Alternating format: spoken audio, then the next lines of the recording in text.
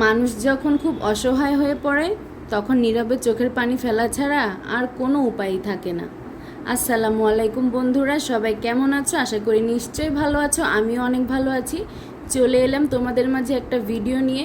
প্রতিদিনই মনে মনে ভাবি যে আজকে একটা লং ভিডিও আপলোড করব, কিন্তু কি বলবো লং ভিডিওটার মধ্যে। ছোট ভিডিও আপলোড করতে গিয়েই সারাদিন শুধু চিন্তা করি যে এই ভিডিওতে কি ভয়েস দিব, আর লং ভিডিও আপলোড দিতে গেলে তো পুরো মাথায় ঘুরে যায় যে কি ভয়েস দিব, কি বলবো না বলবো।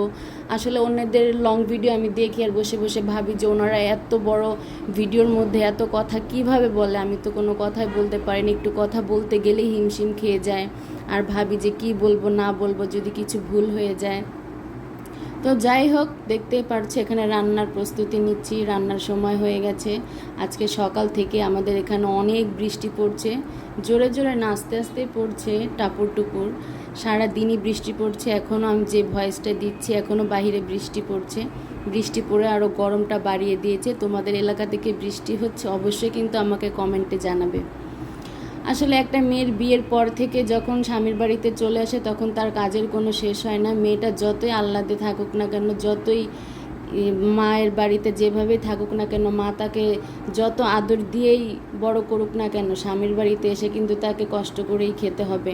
শ্বশুরবাড়ির প্রত্যেকটা কাজ তাকে নিজ দায়িত্বে করতে হবে।